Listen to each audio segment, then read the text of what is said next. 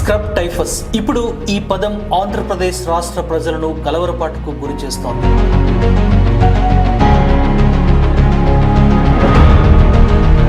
ఏపీలోని దాదాపు అన్ని జిల్లాల్లో స్క్రబ్ టైఫస్ కేసులు నమోదు కాగా రోజు రోజుకు ఈ కేసుల సంఖ్య పెరుగుతుండడం, మరణాలు కూడా సంభవించడం తీవ్ర ఆందోళన కలిగిస్తోంది. తాజాగా విజయనగరం జిల్లా చీపురుపల్లి మండలం మెట్టపల్లి గ్రామంలో ఓ మహిళ స్క్రబ్ టైఫస్ లక్షణాలతో మృతి చెందడం అందరినీ ఉలిక్కిపడేలా చేసింది. అసలు ఏంటి స్క్రబ్ టైఫస్? అంత ప్రమాదకరమా? ఇది సోకితే శరీరంలో ఎటువంటి మార్పులు కలుగుతాయి? ఏ అవయవాలపై ఇది దాడి చేస్తుంది? రోగులు ఎటువంటి జాగ్రత్తలు తీసుకోవాలి? వంటి అంశాలను ఈ వీడియోలో తెలుసుకుందాం.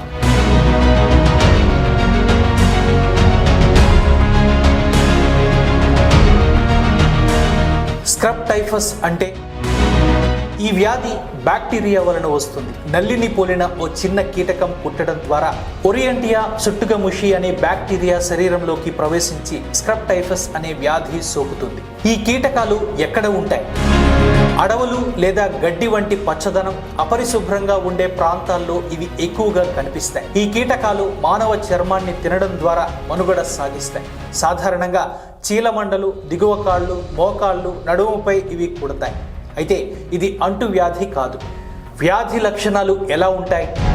కీటకం కుట్టిన తరువాత 5 నుంచి 7 రోజుల్లోపు స్క్రబ్ టైఫస్ లక్షణాలు ప్రారంభమవుతాయి. జ్వరం, వణుకు పుట్టడం, తలనొప్పి, కండరాల నొప్పి, కీటకాలు కుట్టిన ప్రదేశంలో చర్మం రంగులో మార్పు, గందరగోళం, చర్మంపై దద్దుర్లు, నల్లని మచ్చలు, తీవ్రమైన సందర్భాల్లో అవయవ వైఫల్యం కూడా ఉంటుందని నివేదికలు చెబుతున్నాయి.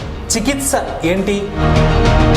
బ్లడ్ టెస్ట్ల ద్వారా స్క్రబ్ టైఫస్ వ్యాధి నిర్ధారించిన తరువాత దాని తీవ్రతను తగ్గించడానికి వైద్యులు యాంటీబయోటిక్స్ సూచిస్తారు. ఇతర లక్షణాలకు అనుగుణంగా మందులు సూచిస్తారు. రోగి పరిస్థితి దిగజారకుండా వైద్యులు ప్రయత్నిస్తారు. స్క్రబ్ టైఫస్ ను నివారించడానికి వ్యాక్సిన్ లేదు. ఇన్ఫెక్షన్ సోకితే ఇంటి చికిత్స కంటే తక్షణ వైద్య సాయం తీసుకోవడం మంచిది. నిర్లక్ష్యం చేస్తే సకాలంలో వ్యాధిని గుర్తించి చికిత్స చేయించకపోతే తీవ్రమైన శ్వాస సంబంధిత సమస్యలు, మెదడు, వెన్నుముక్క ఇన్ఫెక్షన్లు, మూత్రపిండాల వైఫల్యానికి దారితీస్తుంది. రోగి కోమాలోకి వెళ్లే ప్రమాదం కూడా ఉంది. తీసుకోవాల్సిన జాగ్రత్తలు.